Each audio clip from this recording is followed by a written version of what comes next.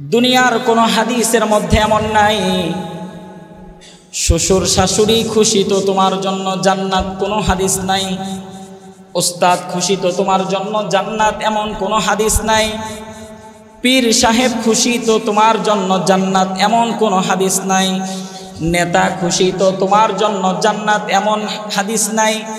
কিন্তু পয়গম্বর আলাইহিস সালাতু ওয়াস সালাম বাবা মার ব্যাপারে বলেছেন, হুমা জান্নাতুকা ওয়া নারুক, তোমার মা বাবাই হচ্ছে তোমার জান্নাত, তোমার মা বাবাই হচ্ছে তোমার জাহান্নাম। বিশ্বনবী মুহাম্মদুর রাসূলুল্লাহ সাল্লাল্লাহু আলাইহি ওয়াসাল্লাম আরেক হাদিসের মধ্যে বলেন, আল জান্নাতু তাহতা আকদামিল উম্মাহাত, হে দুনিয়ার সন্তানেরা, তোমাদের জান্নাত তো তোমার মায়ের পায়ের নিচে। বলেন সুবহানাল্লাহ। সন্তান যদি মায়ের পায়ের কাছে যাইয়া সুন্দর করে কথা বলে, মাকে মা বলে ডাক দেয়, আর কিছুর প্রয়োজন নাই। সন্তানের কাছে বাবা মা টাকাও চায় না, পয়সাও চায় না, কোনো কিছুই চায় না, শুধু একটাবার মাকে মা বলে ডাক দিবে, এতেই দিল খুশি, ঠিক না? সন্তান শুধু কখন ফোনে বলবে, ঢাকা শহরে চাকরি করে, কখন ফোন করে বলবে, মা তুমি কি খেয়েছো কিনা, এই কথার আওয়াজের অপেক্ষায় মা ঘন্টার পর ঘন্টা বসে থাকে। সন্তান ঢাকা শহর থেকে গ্রামে পৌঁছাবে, রাতের বেলা স্ত্রী ঘুমায়, সন্তান ঘুমায়, কিন্তু মায়ের চোখে ঘুম নাই, কখন আমার কলিজার টুকরা সন্তান আসবে। দরজার মধ্যে করাঘাত করতে দেরি, কিন্তু মা বিছানা থেকে লাফ দিয়ে উঠতে দেরি করে নাই। জিজ্ঞেস করা হলো, মা তুমি কি ঘুমাও নাই? ডাক দিতে দেরি, তুমি তো বিছানা থেকে উঠতে দেরি করলা না। মা বলে, বাবা তুমি বাহিরে যতক্ষণ আছো ততক্ষণ আমার চোখে তো ঘুম ধরে নাই, জন্য ঘুমাই নাই। এক চাচাকে জিজ্ঞেস করা হলো, চাচা আপনি নাইট গার্ডের কাজ করেন, সারাটা রাত পাহারা দেন, বৃদ্ধ বয়সে কেন?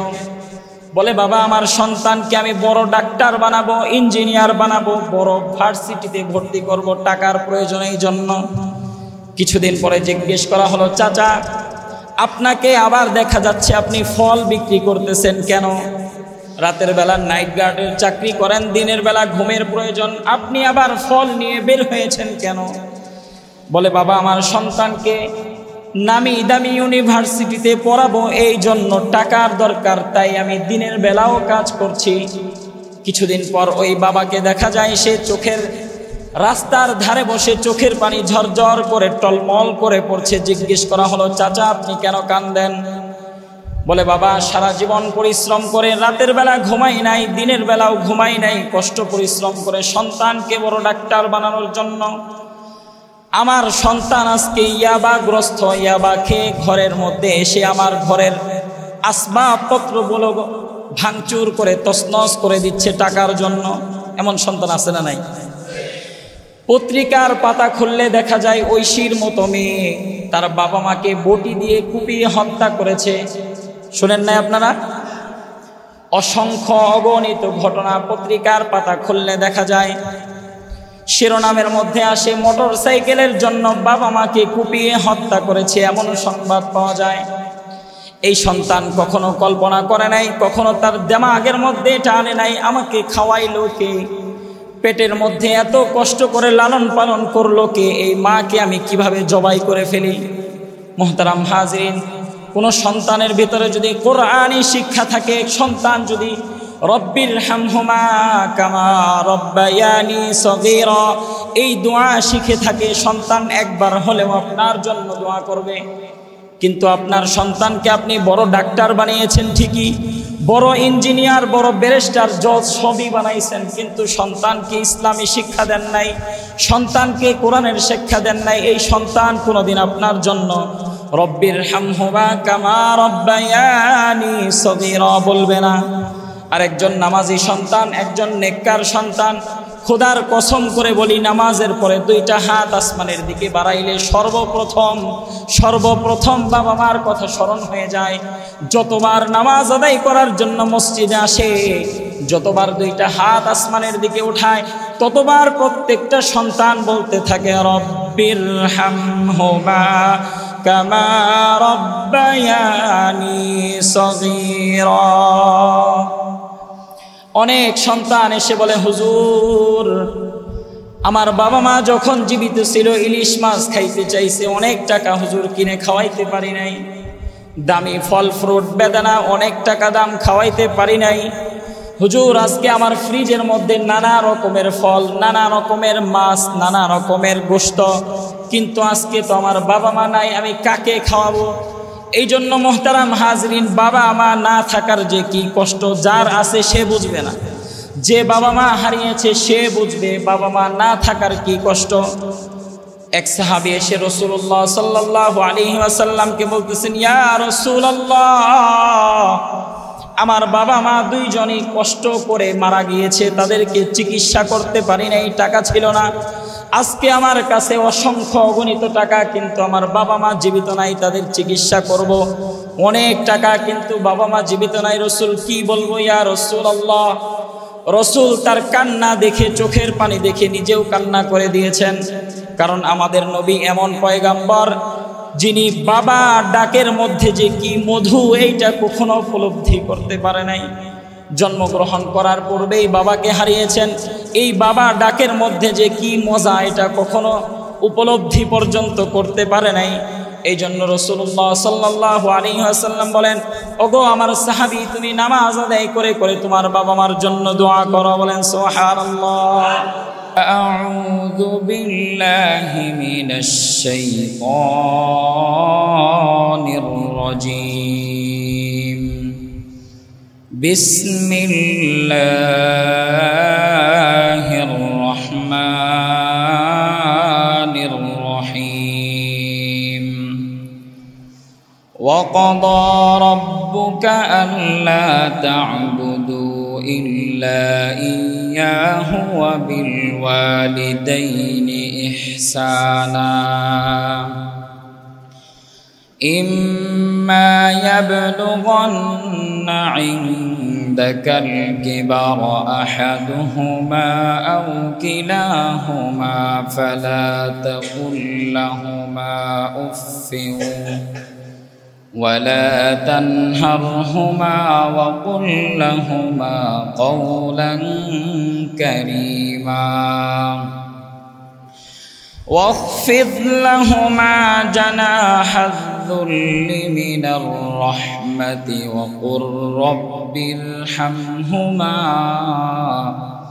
كما ربياني صغيرا.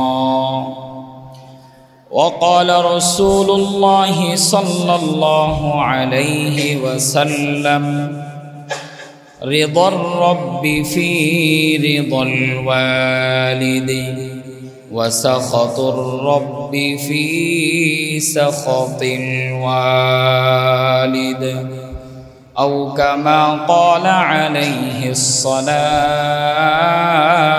والسلام. اللهم صل على محمد وعلى آل محمد كما صليت على إبراهيم وعلى آل إبراهيم إنك حميد مجيد. اللهم بارك على محمد وعلى آل محمد كما باركت على إبراهيم وعلى آل إبراهيم إنك حميد مجيد. बादशाह जुर्म मारा दरगुजार मा गुनाहगारी मतो आमरज़गार तूने कोकारी माबद कर दे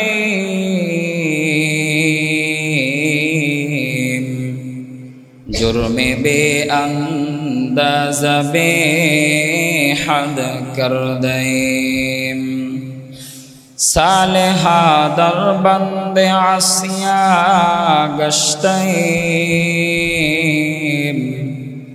آخر از کرده پشیما گشتیم আলহামদুলিল্লাহ মহান রবের দরবারে অসংখ্য অগণিত শুকরিয়া আদায় করছি যে মহান রব আমাদেরকে পৃথিবীর সবচাইতে দামি জায়গায় আসার এবং বসার তৌফিক দান করেছেন। এই জন্য সকলেই অন্তরের অন্তরস্থল থেকে শুকরিয়া আদায় করে বলি আলহামদুলিল্লাহ। দুরূদ ও সালাম পাঠ করছি সেই মহামানব শ্রেষ্ঠ মানব মুহাম্মদুর রাসূলুল্লাহ সাল্লাল্লাহু আলাইহি ওয়াসাল্লামের উপর। সম্মানিত হাজরিন, আমি খুতবার মাঝে যে আয়াতে কারিমা পাঠ করেছি এই আয়াত শুনেই আমরা বুঝে গিয়েছি আজকে আলোচনার বিষয়বস্তু কি হতে পারে, ঠিক না? দুনিয়াতে যত নাফরমানি আর অন্যায় আছে তার মধ্যে এমন একটা নাফরমানি আর অন্যায় যার শাস্তি আল্লাহ তাআলা দুনিয়াতেই ভোগ করা। পাপ সমূহের মধ্যে, গুনাহ সমূহের মধ্যে এমন একটা পাপ যার শাস্তি আল্লাহ তাআলা নগদ দুনিয়াতে দেন, সেটা হচ্ছে পিতামাতার সাথে নাফরমানি করা। পিতামাতার হক আদায় না করা, এর শাস্তি আল্লাহ তাআলা দুনিয়াতেই দেখায় দেয়।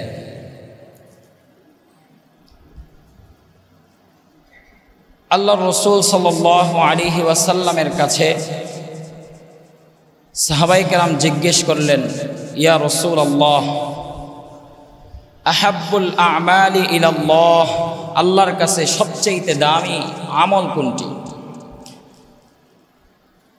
রাসূলুল্লাহ সাল্লাল্লাহু আলাইহি ওয়াসাল্লাম জবাব দিলেন, আস-সালাতু লিওয়াক্তিহা, সময় মতো নামাজ আদায় করা। বলেন সুবহানাল্লাহ।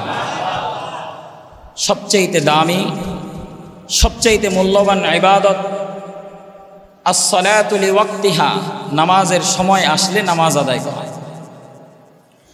সাহাবায়ে কেরাম আবার জিজ্ঞেস করলেন, ইয়া রাসূলুল্লাহ, সুম্মা আইয়ু, তারপরে সবচেয়ে দামি ইবাদত কি? রাসূলুল্লাহ সাল্লাল্লাহু আলাইহি ওয়াসাল্লাম জবাব দেন, বিররুল ওয়ালিদাইন, পিতামাতার সাথে সদাচরণ করা। আবার প্রশ্ন করলেন, সুম্মা আইয়ুন, তারপরে সবচেয়ে দামি আমল কি?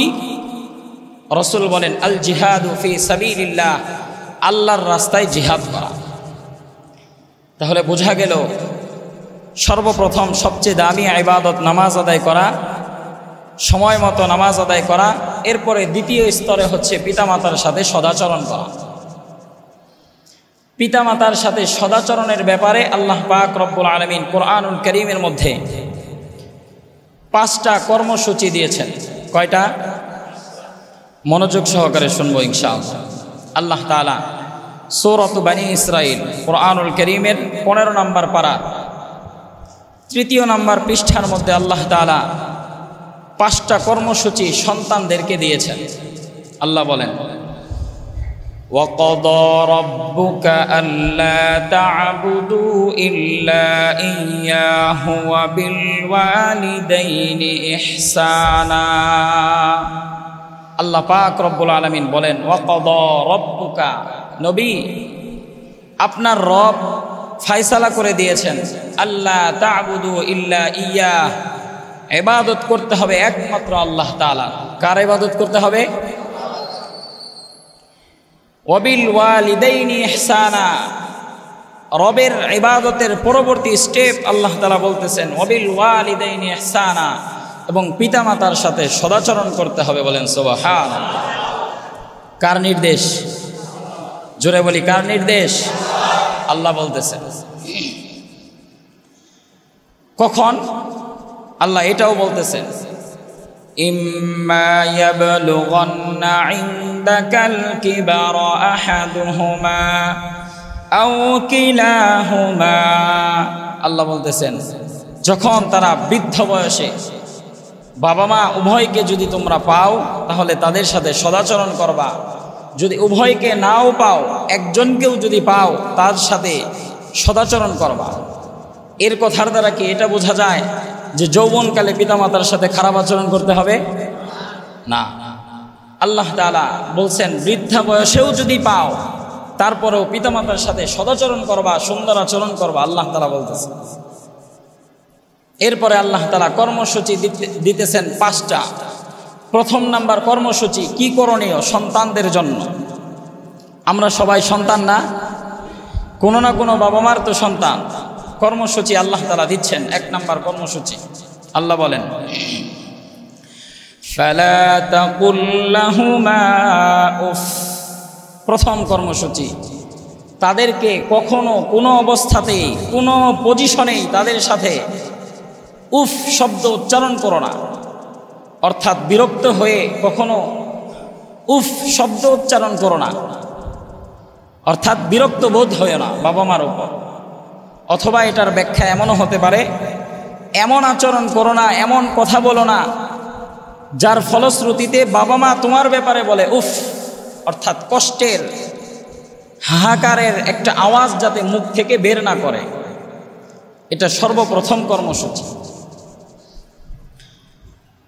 দ্বিতীয় কর্মসূচি আল্লাহ তাআলা ঘোষণা করতেছেন সন্তানদের জন্য, ওয়ালা তানহারহুমা।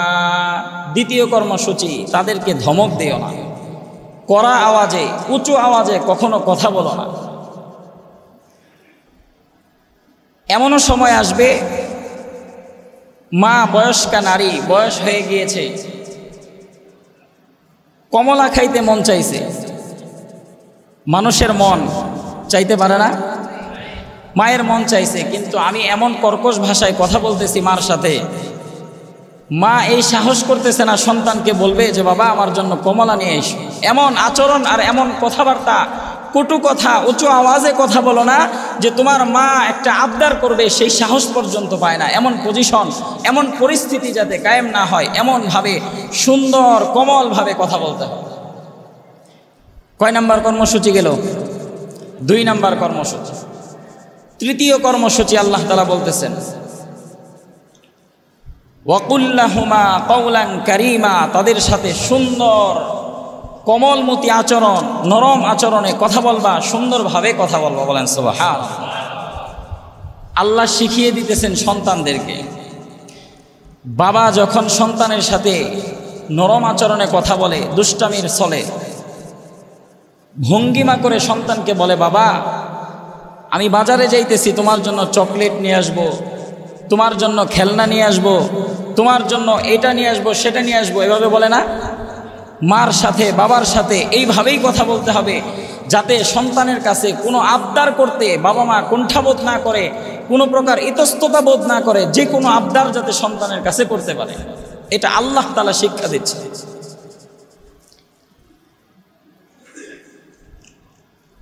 এই 3টা কর্মসূচি আল্লাহ তাআলা দিতেছেন।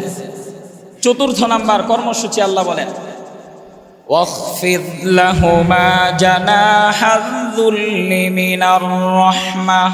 আল্লাহ বলেন রহমতের, দয়ার 2টা ডানা বাবা মার সামনে ছড়াইয়া দিবা, বিছাইয়া দিবা। অর্থাৎ বিনয়ের সাথে মাথা নিচা করে বাবা মার সাথে কথা বল। এই 4টা কর্মসূচি আল্লাহ তাআলা দিয়েছেন। এই 4 কর্মসূচি পালন করেও, নিজের শরীরের চামড়া কেটেও যদি বাবা মার পায়ের জুতা বানিয়ে দেওয়া হয়, এরপরেও ঋণ পরিশোধ করা সম্ভব হবে না। আল্লাহ তাআলা বলতেছেন বাবা মা যখন হারিয়ে যাবে, তখন 5ম নাম্বার কর্মসূচি আল্লাহ বলতেছেন, ওয়াকুর রব্বিরহামহুমা কামা রাব্বায়ানি সগীরা।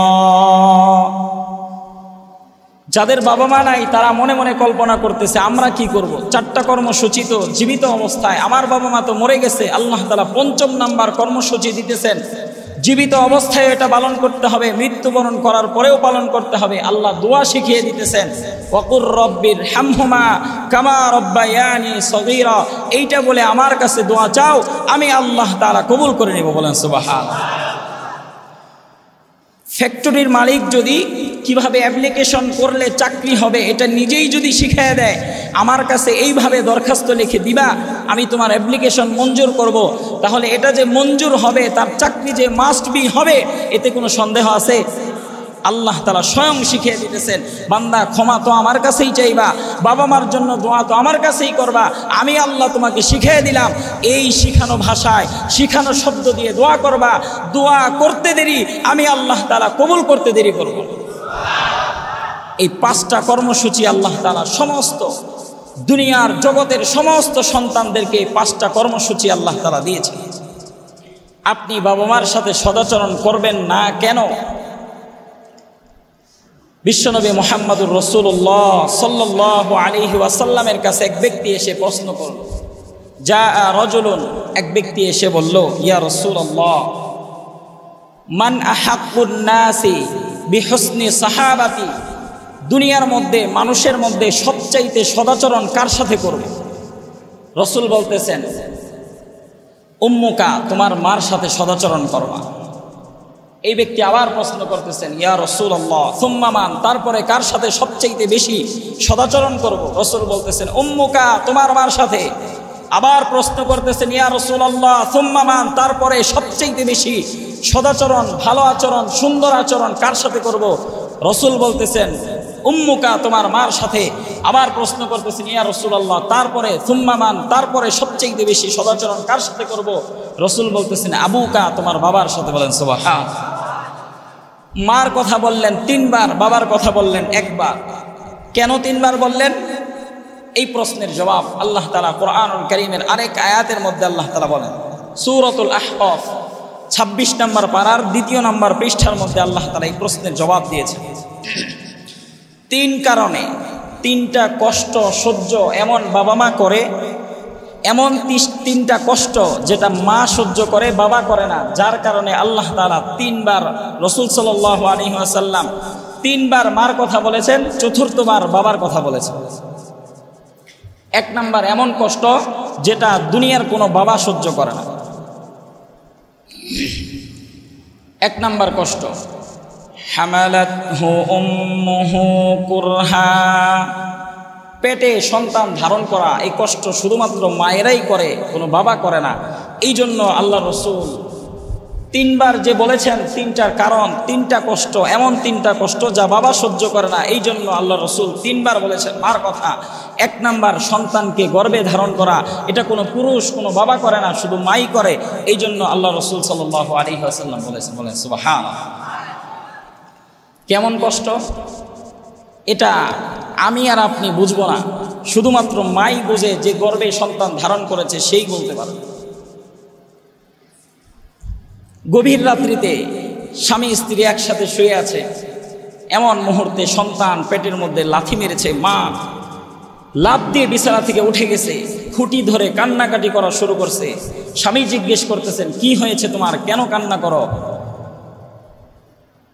আস্তে আস্তে মৃদু আওয়াজে কান্না করতেই আছে। ওই যে সন্তান পেটের মধ্যে লাথি মারছে, এই জন্য মা ঘুমাইতে পারে না, সারা রাত পার হয়ে গেছে, আরামের বিছানায় ঘুম মার কপালে নাই, ঠিক না? এই কষ্ট মা সহ্য করে। দ্বিতীয় কষ্ট আল্লাহ পাক রব্বুল আলামিন বলেন, ওয়া ওয়াদাআতহু কুরহা, সন্তানকে প্রসব বেদনার যে কষ্ট, সন্তান প্রসব হওয়ার যে ব্যথা, যে কষ্ট, এটা দুনিয়ার কোনো পুরুষ কোনো বাবা সহ্য করে না, শুধু মাই সহ্য করে। এই জন্য মার কথা 2য়বার রাসূল সাল্লাল্লাহু আলাইহি ওয়াসাল্লাম বলেছেন, উম্মুকা, তোমার মা সবচেয়ে বেশি সদাচরণের উপযুক্ত। কেমন কষ্ট? মেডিকেল সায়েন্স বলে একজন মানুষ কষ্ট সহ্য করতে পারে 45%, আর একজন মা প্রসব বেদনার সময় কষ্ট সহ্য করে 55%। এটা শুধুমাত্র মাই কষ্ট সহ্য করে, কোনো পুরুষ কোনো মানুষ সহ্য করে না, শুধু মাই 55% ইউনিট, শুধু মা কষ্ট সহ্য করে।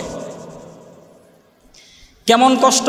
মেডিকেল সায়েন্স এই কথা বলে 30টা হাড় একসাথে ভাঙলে যেই কষ্ট হয় প্রসব বেদনার সময়, এমন কষ্ট মা সহ্য করে। এই জন্য মার কথা রাসূল 3 বার বলেছেন। 3য় নাম্বার কষ্ট, সন্তান দুধ পান করানোর সময় 2 বছর পর্যন্ত মা যে দুধ পান করায়, এই কষ্ট কোনো পুরুষ সহ্য করে না। এই জন্য রসুল 3 বার বলেছেন মার কথা সবচেয়ে বেশি সদাচরণ করার উপযুক্ত তোমার মা। তৃতীয় কারণ এটা। আজকে আমি সন্তান স্যুট কোট ইত্যাদি দামি দামি পোশাক পরে 5 স্টার রেস্টুরেন্টে যাই, টিপস দিতে গেলে 50 টাকা 100 টাকা বের হয় না, শরম লাগে। কমপক্ষে 1000 টাকা টিপস দেই, কারণ 5 স্টার হোটেল, যে ওয়েটার আমাকে খাওয়াচ্ছে সে শিক্ষিত মানুষ, তাকে আমি 50 টাকা 100 টাকা কিভাবে দেই? 100 টাকা টিপস দিতে আমি লজ্জা পাই, 1000 টাকা টিপস দেই। কিন্তু আমার মাকে 500 টাকা দিব, বাবাকে 500 টাকা দিব, স্ত্রীর কাছ থেকে অনুমতি নিতে হয়। ঠিক না ঠিক? স্ত্রীর কাছ থেকে অনুমতি নিতে হয়। অথচ সন্তান এটা কল্পনা করে নাই, এই ওয়েটার তো আমাকে খাওয়াচ্ছে দামি স্যুট আর কোট পরার কারণে, দামি পোশাক পরার কারণে, আমার পকেটে মানি থাকার কারণে আমাকে সম্মান করতেছে, আমাকে স্যার স্যার বলে ডাকতেছে। কিন্তু আমার মা আমার বাবা আমাকে তো তখন খাওয়িয়েছিল যখন আমি সন্তান দাঁড়াইতে পারি নাই, যখন আমি সন্তান কথা বলতে পারি নাই, যখন আমি সন্তান কোনো কিছু বুঝাইতে পারি নাই, শুধু কান্না করছি। তখন আমার মা যদি আমাকে না খাওয়াইতো তাহলে আমি সন্তান এই পর্যন্ত আসতেই পারতাম। ওয়েটার খাওয়াইতেছে টাকার আশায়, টিপসের আশায়, আর মা এমন সময় খাওয়াইছে যখন সন্তান কথাই বলতে পারে না, চলতেও পারে না, হাঁটতেও পারে না। আজকে সন্তান বাবা মাকে টাকা দিবে, স্ত্রীর কাছ থেকে অনুমোদন পাশ করাতে হয়। স্ত্রী যদি বলে দেয় দেও, তারপরে সে দেয়, তাছাড়া দেয় না। বাবা মার সাথে যোগাযোগ নাই, বছরকে বছর চলে যাচ্ছে, যোগাযোগ নাই, সময় হচ্ছে না। সন্তান আড্ডা দেওয়ার সময় পাচ্ছে, ঘোরার সময় পাচ্ছে, টুরিস্ট ট্যুর করার সময় পাচ্ছে, কিন্তু বাবা মাকে হ্যালো বলে মা তুমি কেমন আছো এটা বলার সুযোগ হচ্ছে না। ঠিক না? পরিস্থিতি হচ্ছে এমন। অথচ এই সন্তান কোনোদিন কল্পনা করে নাই, আমি যখন ছোট ছিলাম একটা আপেল, পার্শ্ববর্তী বাড়ি থেকে একটা আপেল আসলে মার মন চাইছে আপেলটা আমি খাই, কিন্তু খাই নাই, রেখে দিয়েছে। সন্তানকে বলছে আমার আপেল বেশি ভালো লাগে না, দাঁতের সমস্যা, আপেল খাইতে পারি না। আসলে কি তার আপেল ভালো লাগে না, দাঁতের সমস্যা, এগুলা সত্য না অজুহাত না খাওয়ার জন্য, যাতে আপেলটা আমার সন্তান খায়? আর মা, বৃদ্ধা মা আমাদের কাছে অভিযোগ নিয়ে আসে, হুজুর আমার সন্তানকে রেখে ভালো কোনো খাবার খাইতে পারি নাই, আর আজকে আমার সন্তান ফল কিনে চোখের নিচে, খাটের নিচে লুকিয়ে রাখে যাতে আমি না দেখি। পর্দার আড়াল থেকে মা দেখে যে সন্তানকে সে কুড়িয়ে কুড়িয়ে কমলা খাওয়াচ্ছে, স্ত্রীকে কমলা ছুলে ছুলে মুখে তুলে দিচ্ছে, কিন্তু মার কাছে এই ফলের টুকলা ফল সামনে নিয়ে উপস্থিত করছে না। মা এটা দেখছে আর চোখের পানি ছড়াচ্ছে। আজকে আপনি শিক্ষিত, মাস্টার্স কমপ্লিট করেছেন, আপনি শিক্ষিত, আপনি অনেক টাকা কামাই করেন, আপনি মনে করেন মাস গেলে আমি 10,000 টাকা 20,000 টাকা আমার পরিবারের জন্য আমি ব্যয় করি, আপনি টাকা দেন, এটা মনে করেন? না ভাই, আপনি যে টাকা দিচ্ছেন এটা আপনার কোনো কৃতিত্ব না, বরং আপনি এটা শুকরিয়া আদায় করেন, আমি যে টাকা কামাই করছি এটা আমার বাবা মা থাকার কারণে, বাবা মার দোয়ার বরকতের কারণে আজকে আমি টাকা কামাই করছি। আপনি টাকা দিয়ে মনে করেছেন আমি অনেক কিছু করে ফেলেছি। আফসোসের বিষয়, এক মায়ের 6 জন সন্তান, 8 জন সন্তান, সবাইকে মুরগির মতো, মুরগির বাচ্চার মতো এক ছাউনির নিচে, এক খাটের মধ্যে জায়গা হয় না, বুকের মধ্যে শোয়ে শোয়ে সন্তানকে লালন পালন করেছে। আর এই সন্তান 6 জন সন্তান, 7 জন সন্তান, তারা বড় হওয়ার পর, বিবাহ শাদী করার পর বাবা মাকে ভাগ বটোয়ারা করে নেয়। 5 দিন আমি খাওয়াবো, 5 দিন তুমি খাওয়াইবা, ভাইয়ের মধ্যে ভাগ বটোয়ারা করে নেয়। বাবা মা কি কখনো এই 6 জন সন্তানকে ভাগ করে নিয়েছিল?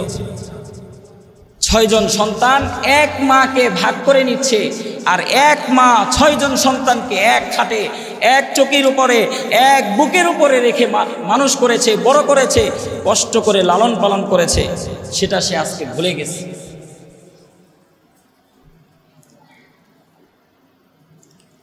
একজন বাবা ঈদের সময় নাটক করেছে, নাটক, আমার অনেক পোশাক আছে, পোশাকের দরকার নাই।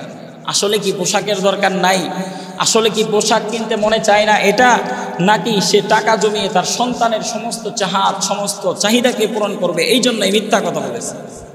ঠিক না? এক জুতা কয়েক বছর হয়ে গেছে, জুতার তলা ক্ষয় হয়ে গেছে, জুতা কিনে না সন্তানের জন্য।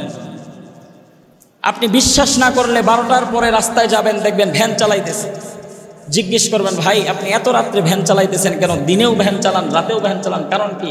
বলবে হুজুর, বলবে ভাই আমার পরিবারের মধ্যে সংসারটা একটু বড়, বাবা মা আছে, একটু কষ্ট করে হলেও কয়টা টাকা বেশি উপার্জন করার চেষ্টা করি, যাতে করে আমার বাবা মা সুখে স্বাচ্ছন্দ্যে জীবনযাপন করতে পারে, এই জন্য। আর আপনি কত বড় কপাল পোড়া, কত বড় শিক্ষাবিদ, আপনি মাস্টার্স কমপ্লিট করার পর আপনার বাবা মাকে আপনি বৃদ্ধাশ্রমে রেখে এসেছেন। এর চাইতে নিমক হারাম, এর চাইতে নাফরমান, এর চাইতে কপাল পোড়া দুনিয়াতে আর একটাও হতে পারে না। একজন রিক্সা চালক তার বাবা মাকে ভালো খাবার খাওয়ানোর জন্য, ভালো মাছ খাওয়ানোর জন্য সে রাতের পর রাত, দিনের পর দিন কষ্ট করছে, কিন্তু আমি শিক্ষিত হয়ে কি করলাম? আমার বাবা মাকে আমি বৃদ্ধাশ্রমে রেখে আসি। ছোটবেলায় যখন আমি ছোট ছিলাম, আমার বাবাকে আমি বারবার জিজ্ঞেস করেছি, বাবা, একটা কাক দেখে আমি জিজ্ঞেস করেছি, বাবা এটার নাম কি? বাবা বলছে এটার নাম কাক। আবার প্রশ্ন করেছি, বাবা এটার নাম কি? বাবা বলছে এটার নাম কাক। আবার প্রশ্ন করেছি, বাবা এটার নাম কি? ছোট বাচ্চারা এমন করে না? একটার পর একটা প্রশ্ন করতেই থাকে। বাবা কখনো বিরক্ত হয় নাই। কিন্তু আজকে সন্তান বড় হওয়ার পর বাবা পাশের রুম থেকে কাশি দিচ্ছে, সন্তান ধমক দেয়। সন্তান পাশের রুম থেকে কাশির আওয়াজ সহ্য করতে পারে। অথচ আল্লাহ রসুল সাল্লাল্লাহু আলাইহি ওয়াসাল্লাম বলেন, সাহাবায়ে কেরামকে সম্বোধন করে বলতেছেন, তোমরা যদি তোমাদের মায়ের চেহারার দিকে, বাবার চেহারার দিকে একবার রহমতের দৃষ্টিতে তাকাও, আল্লাহ তাআলা তোমার আমলনামার মধ্যে একটা কবুল হজ আর একটা কবুল উমরার সওয়াব দান করেন। 5 লক্ষ 6 লক্ষ টাকা খরচ করে হজ করে আসছি, কবুল নাও হইতে পারে, ঠিক না? আমি যদি আমার নামের শুরুতে আলহাজ লাগানোর জন্য হজ করি, সেই হজ তো কবুল নাও হতে পারে। কিন্তু মার দিকে একবার দৃষ্টি দিলে, একবার রহমতের নজরে তাকালে আল্লাহর রাসূল বলেন কবুল হজ আর কবুল উমরার সওয়াব দেওয়া। সাহাবায়ে কেরাম জিজ্ঞেস করলেন, ইয়া রাসূলুল্লাহ, আমি যদি বারবার তাকাই? রাসূল বলেন, বারবার বারবার বারবার তোমার আমলনামার মধ্যে কবুল হজ আর কবুল উমরার সওয়াব আল্লাহ তাআলা লিখে দেবেন। বাবা মা এমন সম্পদ, এমন দামি সম্পদ।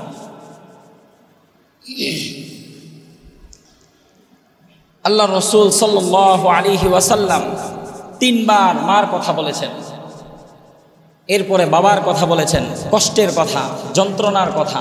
তারা কষ্ট সহ্য করে তোমাকে লালন পালন করে এই পর্যন্ত নিয়ে আসছে। এই জন্য মা যদি সন্তানের জন্য দোয়া করে, বুলেট মিস হতে পারে, কিন্তু মায়ের দোয়া মিস হওয়া এটা কোনোভাবেই সম্ভব না। বনি ইসরাইলের যুগে এক ব্যক্তি ছিল, অনেক বড় আবেদ, আল্লাহওয়ালা, বুজুর্গ, ইবাদত বন্দেগী করতেন। এই ব্যক্তি ইবাদত খানার মধ্যে ইবাদত করতেছেন, নামাজ আদায় করতেছেন, এমন সময় মা ডাক দিয়েছে। তার নাম হচ্ছে জুরাইজ। মা ডাক দিছে সন্তানকে। সন্তান এবার কল্পনা করে, আমি নামাজে আছি, নামাজ ছেড়ে দিব, মার কথা শুনবো নাকি নামাজ কন্টিনিউ করে যাব? সে নামাজকে চালিয়ে যাচ্ছে। মা চলে গেছে, আবার আসছে, আবার সন্তানকে ডাক দিয়েছে, সে নামাজ চালিয়ে যাচ্ছে, নফল নামাজ বারবার করার পর মা এক পর্যায়ে বলে ফেলছে, আল্লাহ আমার সন্তানকে পতিতা নারীর চেহারা না দেখাইয়া মরণ দিও। মা এই কথা বলে ফেলছে। একদিন হঠাৎ করে পতিতা এক নারী তার সৌন্দর্য তার সামনে প্রকাশ করে দিয়েছে, তাকে পরীক্ষা করার জন্য। জুরাইজ বিচলিত হয় নাই, সেই মহিলাকে দূর দূর করে তাড়িয়ে দিয়েছে। এখন মহিলা চিন্তা করলো, ধোঁকা দিয়ে যেহেতু কাজ হলো না, অন্য পন্থা অবলম্বন করতে হবে।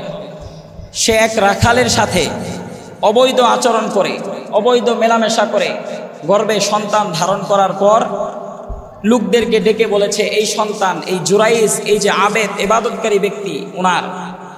লোকেরা এসে তার ইবাদতখানা ভেঙে চুরে তছনছ করে দিয়েছে। এবার ওই ব্যক্তির মাথার মধ্যে আঘাত করেছে, এটা তো আমার মায়ের কথার বাস্তবায়ন। সাথে সাথে ওযু করে নামাজে দাঁড়ায় গেছে। 2 রাকাত নামাজ আদায় করার পর চোখের পানি ফেলে আল্লাহ তাআলার কাছে দোয়া কান্নাকাটি করার পর, ইস্তেগফার করার পর ওই সন্তানকে জিজ্ঞেস করছে, ছোট বাচ্চা কুলের বাচ্চাকে জিজ্ঞেস করছে তোমার বাবাকে, মান আবুকা, তোমার বাবাকে? তখন ওই বাচ্চা বলে দিয়েছে আমার বাবা অমুক রাখাল, আপনি আমার বাবা নন। সুবহানাল্লাহ বলবেন না? এই কথা বলার দ্বারা উদ্দেশ্য হচ্ছে এটাই, মার বদদোয়া মিস নাই। আজকে আমি সন্তান কিভাবে আমার মাকে আমার বাবাকে বৃদ্ধাশ্রমে রেখে আসি, একদিন আমিও তো বাবা হব, আমিও তো মা হব। বাবা মাকে বৃদ্ধাশ্রমে রেখে আসে। এই জন্য মোহতারাম হাজরিন, আপনাদের কাছে করজোর বিনীত নিবেদন এটাই, সন্তানকে ইসলামী শিক্ষা দেন। যেই সন্তানের সিনার মধ্যে কোরআনী শিক্ষা থাকবে সেই সন্তান কোনোদিন বাবা মাকে বৃদ্ধাশ্রমে রেখে আসতে পারে না। পারে? প্রমাণ দেখাইতে পারবেন যে কোরআনের শিক্ষা আছে এই ব্যক্তি বাবা মাকে বৃদ্ধাশ্রমে রেখে আসছে? না। আপনার সন্তানকে আপনি ডাক্তার বানাবেন, ইঞ্জিনিয়ার বানাবেন, যাই বানান না কেন, শুরুতে সূচনা লগ্নে কোরআনের শিক্ষাটা দেন। তাহলে এই সন্তান কোনোদিন চোর হবে না, এই সন্তান কোনোদিন জনগণের ট্যাক্সের টাকা মেরে খাবে না, এই সন্তান কোনোদিন টাকা পয়সা বিদেশে পাচার করবে না ইনশাআল্লাহ। ডাক্তার ইঞ্জিনিয়ার যাই হোক না কেন, কমস কম বাবা মাকে বৃদ্ধাশ্রমে পাঠাবে না এই সন্তান। সন্তানকে কোরআনী শিক্ষা দিতে হবে, কোরআনী শিক্ষা। এই সন্তান কখনো বৃদ্ধাশ্রমে পাঠাবে না, বাবা মাকে হেয় প্রতিপন্ন, গালিগালাজ, খারাপ ব্যবহার এগুলা করবে না। আপনি সন্তুষ্টি চান, ইবাদত বন্দেগী করেন, নামাজ আদায় করতে করতে কপাল ক্ষয় করে ফেলেছেন, অথচ সন্তুষ্টি কিসের মধ্যে? রাসূলুল্লাহ সাল্লাল্লাহু আলাইহি ওয়াসাল্লাম হাদিসের মধ্যে বলেন, রিদার রাব্বি ফি রিদাল ওয়ালিদি ওয়া সাখাতুর রাব্বি ফি সাখাতিল ওয়ালিদ। পয়গম্বর আলাইহিস সালাতু ওয়াস সালাম বলেন, রিদার রাব্বি, রবের সন্তুষ্টি হচ্ছে ফি রিদাল ওয়ালিদি, বাবা মার সন্তুষ্টির মধ্যে নিহিত। বলেন সুবহানাল্লাহ। দুনিয়ার কোনো হাদিসের মধ্যে এমন নাই শ্বশুর শাশুড়ি খুশি তো তোমার জন্য জান্নাত, কোনো হাদিস নাই। ওস্তাদ খুশি তো তোমার জন্য জান্নাত, এমন কোনো হাদিস নাই। পীর সাহেব খুশি তো তোমার জন্য জান্নাত, এমন কোনো হাদিস নাই। নেতা খুশি তো তোমার জন্য জান্নাত, এমন হাদিস নাই। কিন্তু পয়গম্বর আলাইহিস সালাতু ওয়াস সালাম বাবা মার ব্যাপারে বলেছেন, হুমা জান্নাতুকা ওয়া নারুক, তোমার মা বাবাই হচ্ছে তোমার জান্নাত, তোমার মা বাবাই হচ্ছে তোমার জাহান্নাম।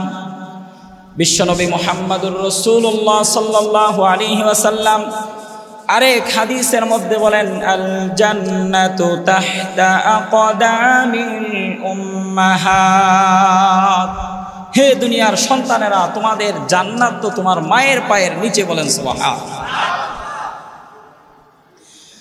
সন্তান যদি মায়ের পায়ের কাছে যাইয়া সুন্দর করে কথা বলে, মাকে মা বলে ডাক দেয়, আর কিছুর প্রয়োজন নাই।